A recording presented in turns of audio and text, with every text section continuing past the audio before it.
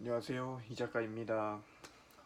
오늘은 제가 전반적인 시장을 해석하는 그런 기본적인 틀에 대해서 정리를 한번 해드릴게요.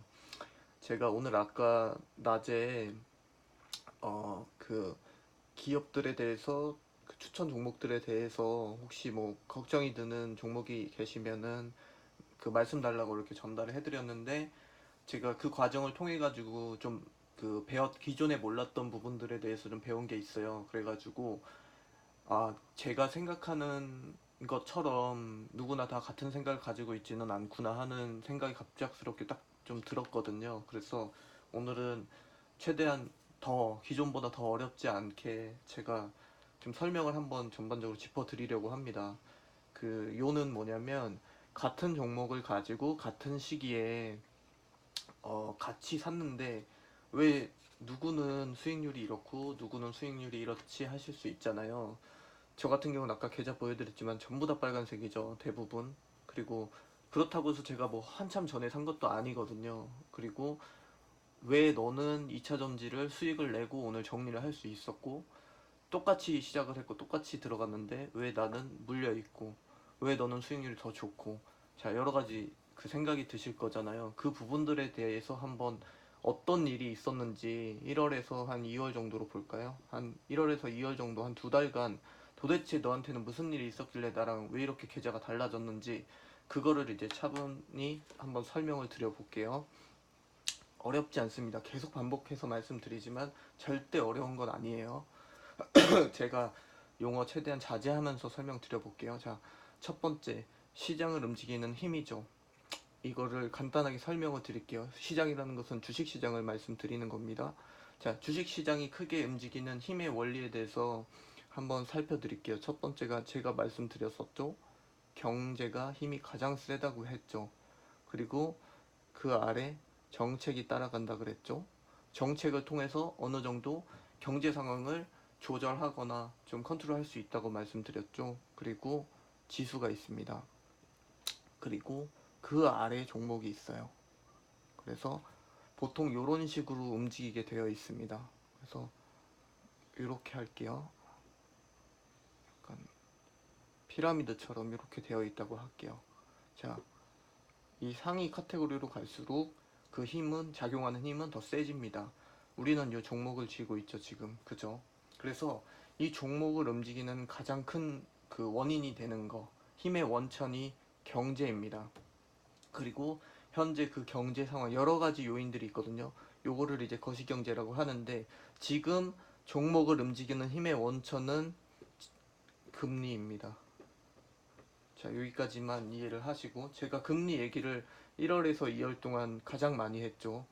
금리 키워드를 살펴본다면 금리, 연준, 이런 식으로 나왔죠. 그죠? 자, 경제가 가지고 있는 힘의 크기가 지금 가장 세져 있기 때문에 말씀을 드리는 거고, 그 요인의 그 주된 요인이 금리이기 때문입니다. 여기까지는 이해가 되셨죠? 자, 경제가 가지고 있는 힘이 가장 세요. 그래서 만약에 종목도 괜찮고 지수 때도 흐름도 좋고 정책 방향성도 좋다고 하지만 경제가 무너졌다. 예를 들어서 코로나다. 이게 다 의미가 있나요? 와르르 무너지죠. 그렇게 이해를 하시면 돼요. 경제가 가지고 있는 힘이 항상 가장 세다. 이거 주식시장 내에서 말씀드리는 겁니다. 자, 이렇게 정리하고요. 그 다음에 그 하위 카테고리에 정책이 들어갑니다. 그래서 요거 같은 경우는 요거죠. 연준. 통화정책을 마련해 줄 수 있는 연준이 중요한 거예요, 지금은. 왜?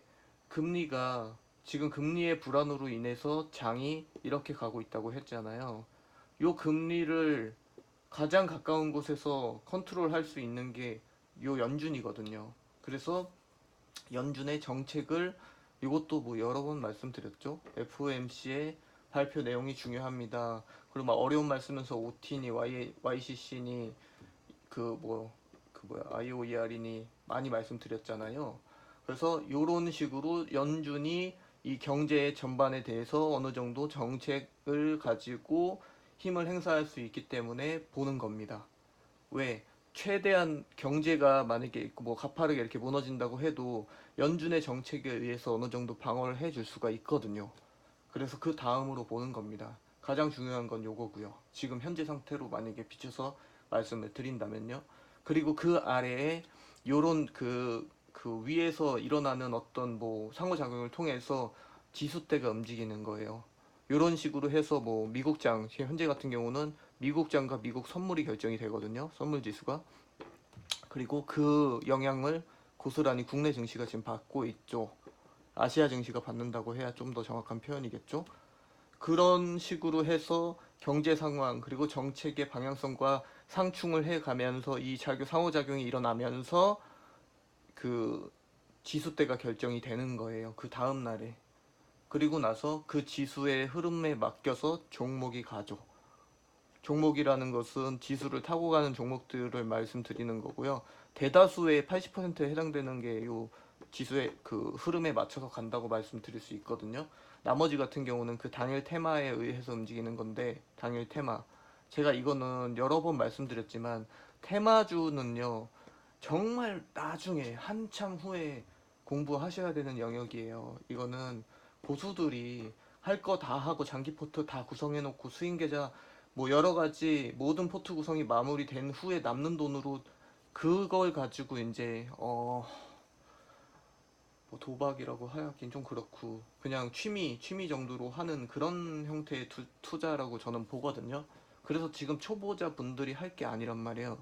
그래서 제가 공부를 할 거면 이런 당일 테마주가 아니라 지수 흐름을 타고 그냥 그 무난하게 노멀하게 갈 수 있는 요 80% 내에 해당되는 무난한 종목을 가지고 이 시장을 분석을 하고 공부를 해야 의미가 있다고 말씀을 드리는 거예요. 당일 테마주 테마로 움직이는 종목들 가지고는 이 공부가 될 수가 없죠. 이게 이 그 주식 시장이 움직이는 기본적인 힘의 원리와 따로 놀잖아요. 그러니까 공부가 될 수가 없는 겁니다.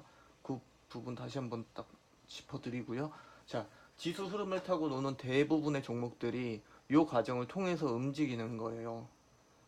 이제 어떤 의미인지 아시겠죠? 그래서 제가 당일 종목의 흐름을 예상하는 건 굉장히 어리석은 행위다라고 말씀을 드리잖아요.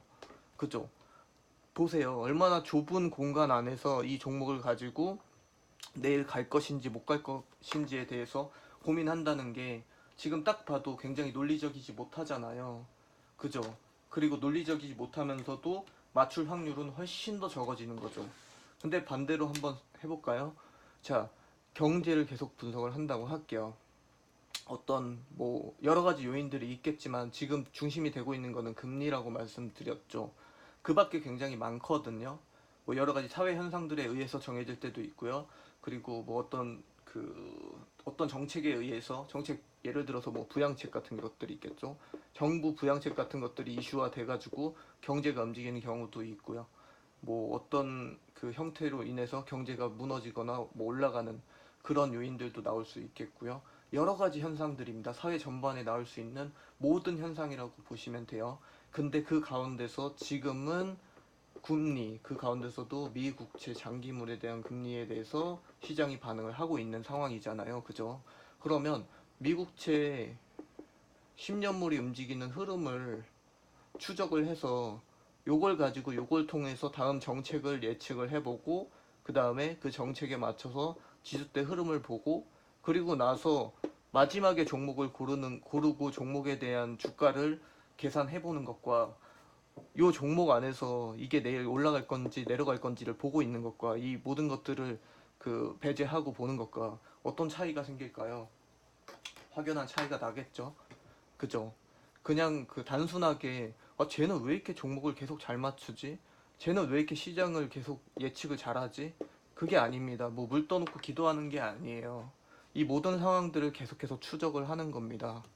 아시겠죠? 요 기본적인 개념은 물론 이제 어렵잖아요. 모든 용어들도 어렵고 어떻게 공부해야 되는지도 막연하고 그게 잘못된 게 아니라 당연한 겁니다.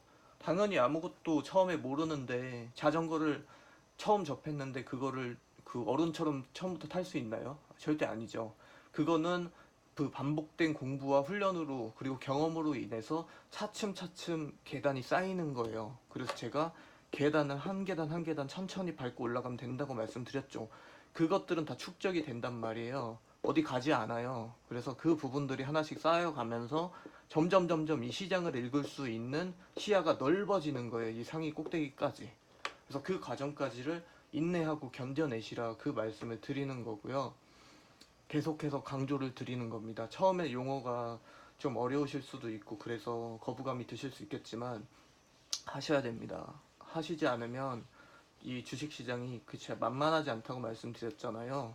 살아남기가 굉장히 어렵습니다. 근데 그 반대로 어느 수준 일정 범위 내에만 들어간다고 하면 어제 영상에서 말씀드렸지만 안 이룰 수 있거든요. 그래서 그 날이 올 거예요, 분명히. 아, 이거였구나 하는 그 느낌 계속 느낌 강조를 했었는데요. 그게 있습니다, 진짜로. 그래서 그 과정까지만 힘들더라도 조금만 인내하시고 견디셔야 됩니다. 아시겠죠? 공부 제가 최대한 어렵지 않게 해드리려고 많이 노력하고 있으니까요. 한번 잘 따라와 주세요. 그래서 자, 여기 요 설명을 지금 드린 거예요. 그 시장을 움직이는 힘의 원리에 대해서 한번 설명을 드린 겁니다. 그리고 이제 그 다음에 게임의 룰이라고 적었죠. 자, 경제가 제일 중요하다고 했죠. 경제 상황에 의해서 모든 것들이 따라다닌다 그랬잖아요. 그죠? 그 가운데서 이제 자, 게임의 룰입니다. 게임의 룰이라는 것은 쉽게 말씀을 드려서 자, 주식시장을 기준으로 말씀드리는 거예요. 주식시장이 매번 같은 성격을 가지고 있지 않아요. 굉장히 변덕스럽단 말이에요. 요 녀석은. 그래서 요 변덕스러운 이 시장이 왜 변덕스러워지느냐? 똑같습니다. 정책과 경제 상황에 의해서 그렇게 되는 거예요. 그래서 게임의 룰. 오늘은 제가 농구공을 가지고 그 공을 가지고 농구를 했는데요. 갑자기 내일부터 야 이제 룰 축구로 바꾼다. 발로만 써. 야 내일부터는 이제 테니스 할 거야. 라켓으로 쳐. 이렇게 될 수 있다는 거예요. 그건 제가 그때도 말씀드렸죠. 이게 어떤 건지 유동성 장세, 실적 장세, 역금융 장세, 역실적 장세, 그리고 다시 유동성 장세로 순환한다 그랬죠. 주식시장은. 요게 왜 순환하느냐? 결국 경제 상황에 의해서 변화되는 겁니다. 기업이 적자를 내고 구조조정을 시작하고 경제 상황이 엉망이 되고 힘들어지면 정부에서 금리를 제어해서 통화를 빨아들인 다음에 그 통화를 가지고 부양책을 써서 경제를 살려놓는 거, 그 과정 유동성 장세, 돈이 풍부하죠. 그리고 나서 차츰차츰 기업들이 제 자리를 찾아가고 설비 투자가 다시 화랑을 찾아가면서 경제가 다시 회복하는 국면, 금리가 안정을 찾고 물가가 안정을 가져가면서 고용이 창출되고 점점 그 사회 전반적으로 그 영향력이 확산되는 그 시기 실적 장세, 그리고 실적이 어느 정도 밑바탕이 되면서 기업들이 투자를 지속해서 증진시키고 점차적으로 경제가 고금리로 방향성을 찾아가는 그 시점까지를 이렇게 보시면 되고요. 그리고 나서 그 너무 넘치는 자금에 의해서 넘치는 사회의 어떤 그 기업들의 지속되는 발전에 의해서 다시 실적들이 점차 줄어들어가면서 그 반대로 반대 흐름으로 다시 전환되는 그 시작점 역금융 장세, 그리고 나서 다시 그 반대 흐름이 더 가속화되면서 기업들의 적자가 시작이 되고 구조조정이 시작되는 그 지점 역실적 장세, 그리고 또 반대로 정부의 정책에 의해서 통화를 빨아들이는 그 시작점 유동성 장세가 계속해서 반복이 되거든요. 이게 기본 경제가 돌아가는 기본 구조입니다. 이게 게임의 룰인 거예요. 지수는 결국에는 정책과 경제 상황에 의해서 이런 성격, 게임의 룰에 의해서 결정이 되는 거예요. 이제 기본 개념은 다시 잡아드렸죠. 그래서 현재 어떤 상황이냐? 작년 한 해 동안 유동성 장세가 있었잖아요. 그죠? 굉장히 힘들어졌잖아요. 어떤 요인에 의해서? 코로나에 의해서. 한번 전반적인 모든 경제가 무너졌잖아요. 그죠? 그 무너진 경제가 다시 회복 국면으로 들어서고 있었잖아요. 2020년도에. 그죠?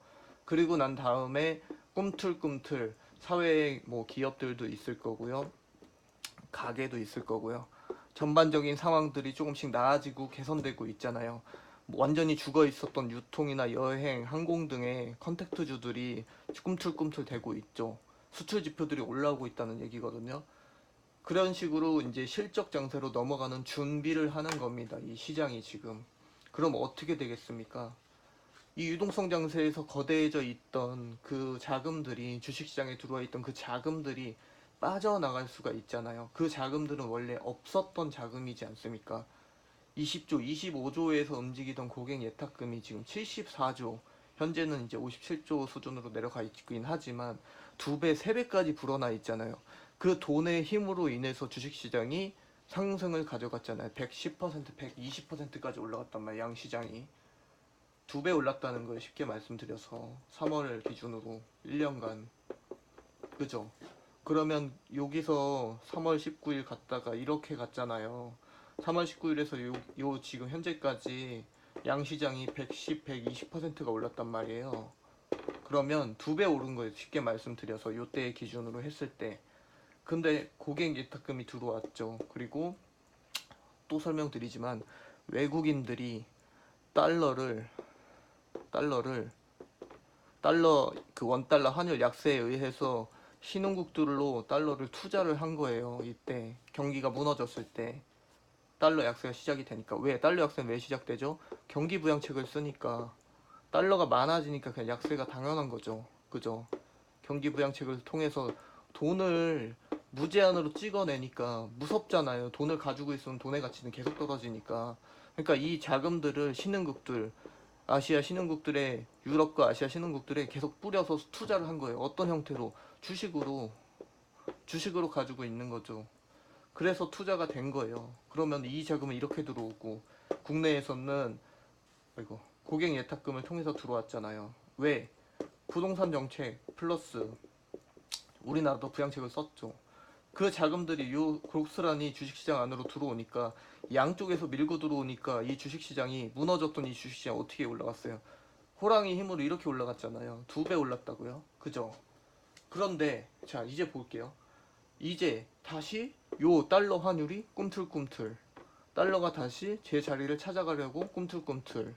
그리고 그 미국의 정부는 금리, 처음에 최초의 모든 발단이 금리에서 시작이 됐잖아요. 그죠? 금리를 제로로 낮추면서 모든 일들이 벌어진 거잖아요.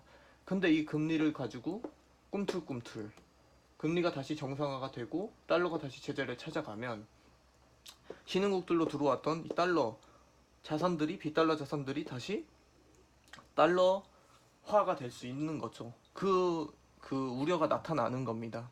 그리고 금리가 꿈틀꿈틀, 국내 시장에 들어왔던 자금들이 무서워지는 거죠, 이제. 왜? 여기서 여기까지 갔던 요 흐름을 계속해서 지속하지 못할까봐. 당연한 이치 아닌가요? 외국인들 자금과 국내 자금에 의해서 갔는데 요렇게 꿈틀대니까 요 자금이 빠져나가면 당연히 이렇게 될 거라는 기대를, 예상을 상식적으로 할 수밖에 없는 거죠. 그러니까 이제 사람들이 무서워한다. 지금 장이 움직이는 가장 근본적인 원인은 투자 심리라고 말씀을 드렸죠. 그래서 이 모든 상황들을 저는 이렇게 이해를 하고 있는 겁니다. 어떤 지표? 요런 지표들을 통해서. 너무 어지럽죠? 그래서 그런 식으로 이게 기본 밑바탕입니다.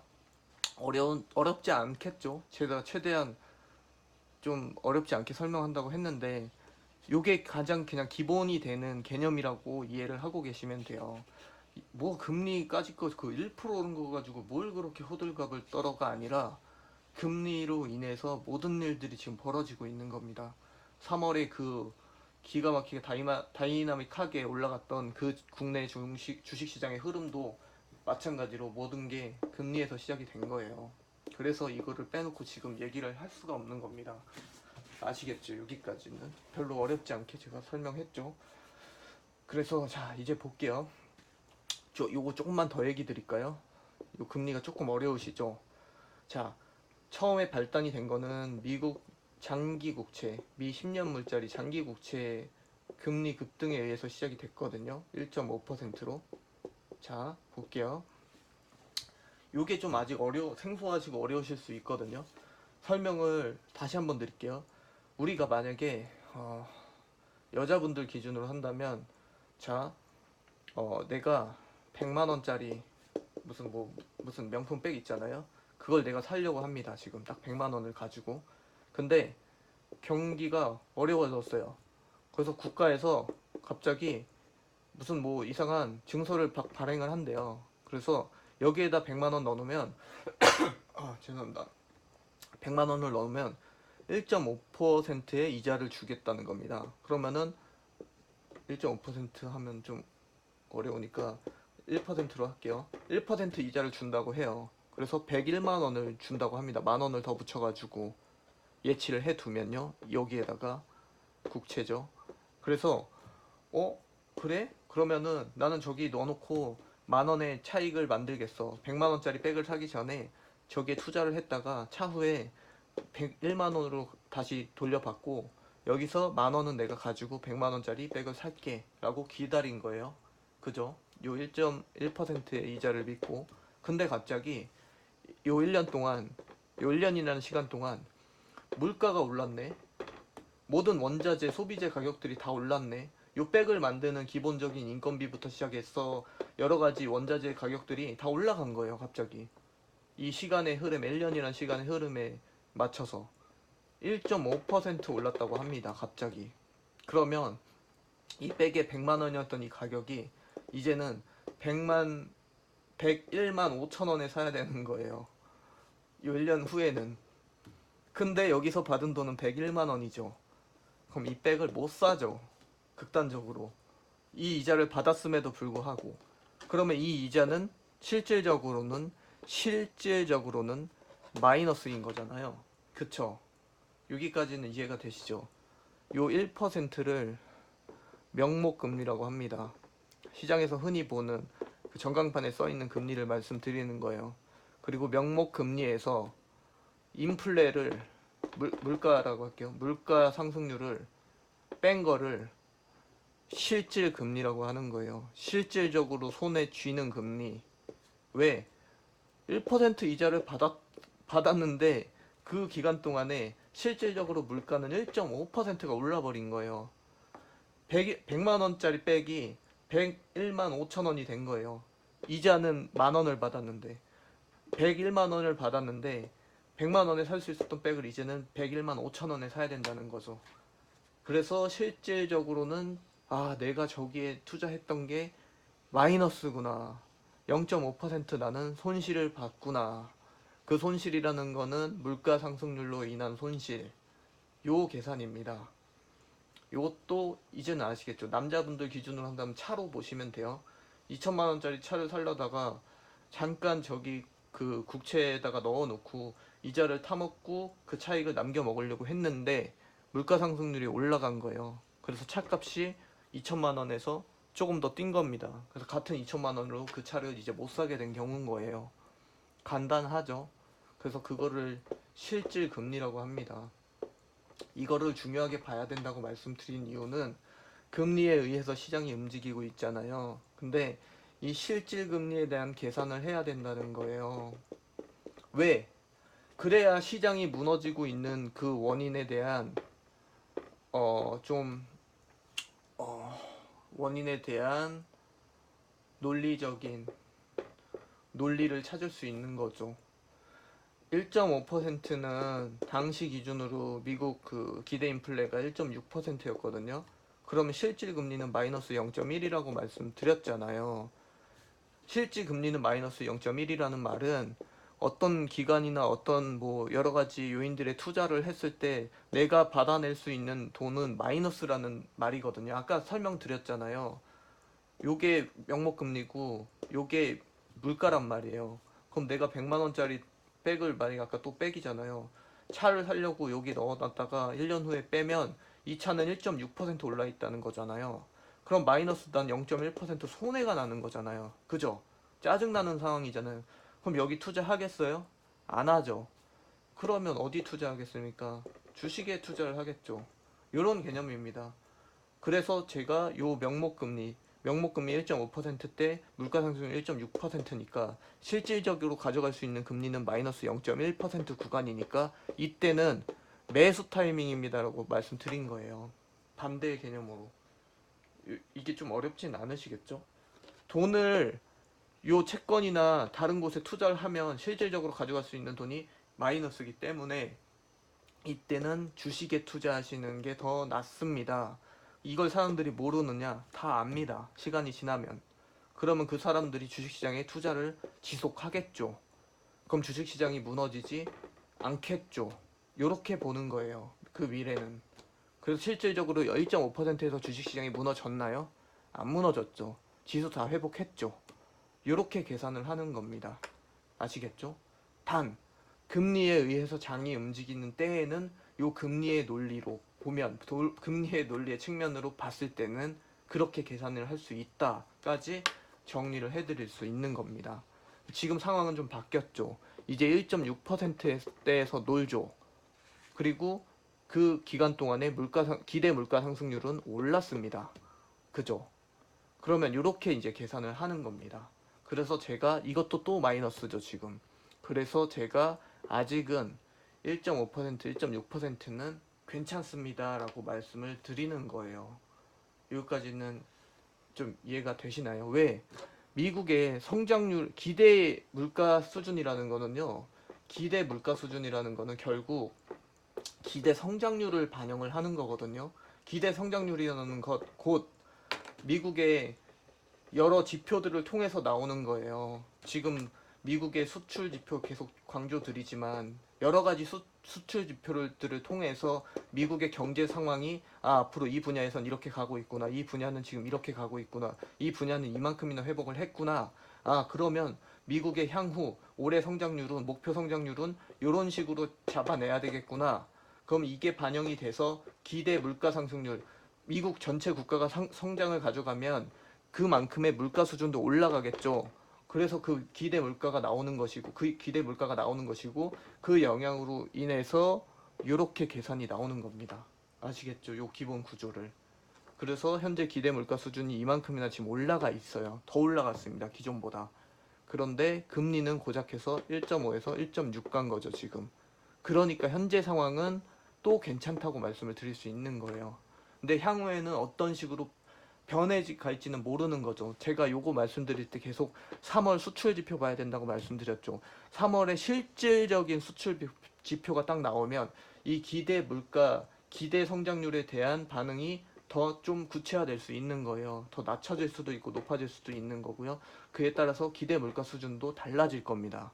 그래서 제가 요걸 통해서 연준이 요 지표들을 보고 나서 어떤 정책에 대한 방향성을 제시할 것이다라고 말씀을 드리는 거예요. 아직 나온 게 없잖아요. 지금 현재 상황은. 그죠? 그렇게 이해를 하나씩 하시면 됩니다. 이게 좀 제가 갑자기 흥분해서 말을 빨리 했는데 뭐 천천히 보시기로 하시든 뭐 그런 식으로 하시면 됩니다. 요거 근데 좀 중요하거든요, 진짜. 그래서 요거 꼭 이해하고 넘어가 주세요. 모르시면은 그 뭐 질문 그런 거 답글란에다가 댓글란에다가 질문 남겨주시면 됩니다. 요 부분에서 이해가 안 되신다고 하면요. 그래서 그렇게 보시면 되는 거예요. 근데 그러면 네 말대로라면 1.5에서 1.6 갔을 때 왔다 갔다 하고 있을 때 왜 장이 흔들렸냐? 그거 설명드렸죠. 시장의 과도한 해석이다라고 말씀을 드렸죠. 왜? 주식시장에 여러 부류의 사람들이 많잖아요. 명목채를 가지고 실질금리 계산해서 이 지금 요 흐름이 지금 비이성적인지 아닌지를 계산하면서 투자를 하는 사람들이 얼마나 되겠습니까? 비율이. 그죠? 모든 사람들이 그렇게 이성적으로 판단한다 그러면은 안 흔들렸겠죠. 근데 주린이들, 제가 계속 말씀드렸죠. 미국판 주린이들이 흔들렸고 이 흐름에 그 피해를 받지 않기 위해서 외국인들이 먼저 한 발 빼버렸다고 말씀드렸잖아요. 되게 웃긴 상황이거든요. 주린이들이 깜짝 놀라니까 외국인들이 그 깜짝 놀란 걸 보고 자기들이 먼저 도망쳤어요. 그래서 지수가 빠졌거든요. 근데 1.5%는 제가 아까 또 말씀드리지만 마이너스 0.1 수준이라고 볼 수 있기 때문에 괜찮다. 그럼 결국 지수는 이건 회복한다는 얘기거든요. 그럼 이렇게 해서 지수가 빠지면 뭐죠? 매수 타이밍이죠. 감사합니다 하고 받아야죠. 그래서 제가 900 언더에서는 그냥 먹으라고 했죠. 그리고 특히나 그 과정에서 연기금이 막 물량 쏟아내고 있었죠. 연기금 물량은 받으라고 했잖아요. 특히나 왜? 연기금은 이 기간 특성은 장기적으로 투자를 하고요. 그리고 컨센을 굉장히 좀 뭐라 그럴까 세밀하게 보는 걸로 유명하거든요. 웬만한 기업에 쉽게 투자하는 기업이 그 기간이 아니란 말이에요. 그럼 여기서 나오는 물량들은 대부분 우량주가 많단 말이에요. 우리보다 그 기업을 분석하는 눈이 훨씬 더 뛰어납니다. 그래서 요 물량들은 또 왜 나왔죠? 리밸런싱, 국내 주식에 대해서 수량 조절이 들어갔잖아요. 그죠? 내부적인 회의를 통해서 나왔겠지만 정책이 나왔단 말이에요. 21%에서 지금 연말에 21%에서 지금 16.8%까지 비중을 낮춘다고 했잖아요. 16.4 아니면 8입니다. 헷갈리는데 그러다 보니까 이제 여기서 여기까지 뭐야 지금 거의 한 3% 4% 정도잖아요. 전체 주식 보유 수량에서. 그럼 그 물량이 쏟아지면 얼마나 많은 양이 나오겠습니까? 연기금이 보통 자금을 운영하는 것도 아닌데요. 그럼 그 물량 쏟아지는 그 물량들이 나올 텐데 대부분의 우량주가 포함되어 있을 가능성이 높다는 거죠. 그래서 그 물량들은 감사합니다. 지수 흐름 상황과 연기금의 매물이라면 땡큐죠. 그래서 받아내는 겁니다. 거기까지 설명을 드리고요. 굉장히 복잡한 제가 심플하게 말씀드리고 싶었는데 복잡해진 것 같아서 좀 우려가 되네요. 그래서 그렇게 과도한 해석이다. 1.5%는 그래서 매수 타이밍으로 잡아야 된다까지 말씀을 드린 겁니다. 어렵죠, 되게. 그래서 자 이거 같은 경우도 이제 어디까지 한 거죠? 이제 거시경제 하고 있는 거죠. 자 보세요. 이게 장이 움직이는 것이 여러 가지 또 있거든요. 이게 게임의 룰 아까 말씀드렸잖아요. 이런 식으로 네 가지 게임의 룰이 있다고. 그래서 이제 그 흐름에 맞춰서 지금 가고 있는 거죠. 유동성 장세에서 지금 실적 장세로 넘어가는 요 과정이란 말이에요. 유동성은 돈이 많아요. 그죠? 그리고 여기서는 다시 돈이 이만큼 줄어들지만 돈은 작아지지만 시장의 충격은 이렇게 갔다가 쿵 하고 떨어질 수는 있지만 경제가 다시 좋아진다는 것은 기본적으로 주식시장에 있어서는 오케이 좋은 현상이란 말이죠. 다만 과도기일 뿐인 거예요. 우리가 이 시장의 흐름에 게임의 룰이 변화, 농구에서 축구로 변하는 그 흐름의 변화를 너무 그 충격을 심하게 받지만 않고 잘 견뎌내기만 한다면 주식시장은 괜찮은 흐름으로 가고 있는 겁니다. 경제 상황이 좋아진다는 거잖아요. 우리는 수출 국가란 말이에요.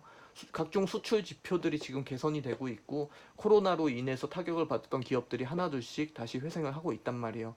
그럼 좋은 현상이란 말이죠. 그러나 시장이 쿵 하고 이 돈의 흐름이 꺾일 때 한번 충격을 받을 수는 있다까지입니다. 어떤 기업들이 충격을 받느냐?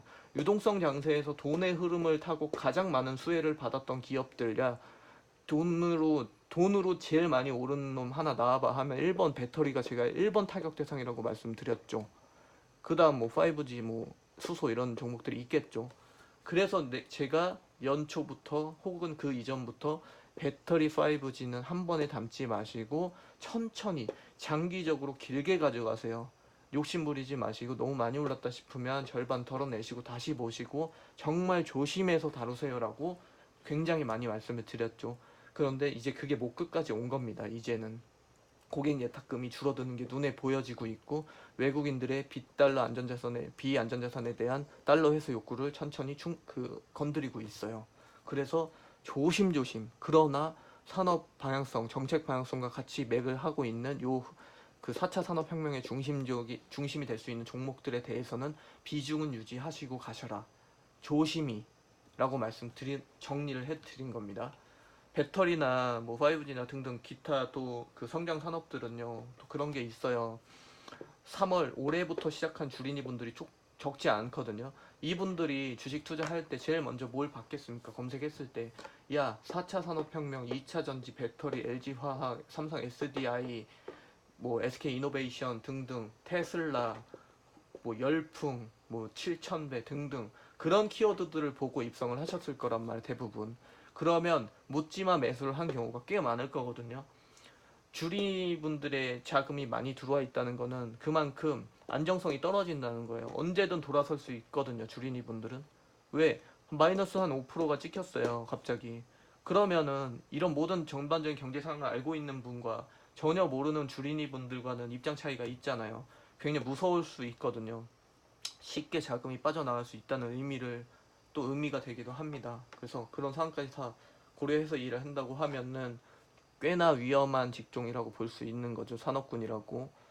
그러나 그 저가 찬스를 잘만 활용하신다고 하면은 향후에 좋은 결과를 조금 더 극적으로 내실 수 있겠죠. 가령 그냥 단면적으로 말씀드리면 테슬라 같은 경우 제가 2번 매수했거든요. 2번 팔고 제가 1000슬라 정도 수준에서 한번 1차 들어갔었고, 그리고 나서 2000슬라 좀 넘었을 때 정리를 했어요. 그리고 난 다음에 차후에 이제 뭐 테슬라 자사주 매각 소식 들리면서 굉장히 큰 폭으로 한번 떨어졌었거든요. 사람들이 막 다 팔았단 말이에요. 이때 끝났다고, 이제 바닥 찍을 거라고. 근데 이때 한번 더 샀거든요, 제가. 그리고 나서 또 수익률이 105%까지 갔었어요. 이게 한 400달러 수준이었나 이때가. 그리고 나서 얼마 오래 걸리지도 않았어요. 한 2달 됐나? 근데 제가 그때 수익 보여드렸죠. 105%또 들어갔단 말이야. 또 팔았어요. 그랬는데 또 내려갔죠. 또 근거 없는 1.5%를 가지고 또 내려갔단 말이에요. 또 샀습니다. 근데 또 올랐어요, 지금. 다시 700달러로. 이런 흐름이라고 보시면 돼요. 주린이 분들과 죄송스럽지만 겸상하지 말라 그랬죠. 그 흐름에 따라가지 말라 그랬죠. 반대로 움직이라고 했죠. 특히나 성장 산업들에 대해서는. 그래서 이런 식으로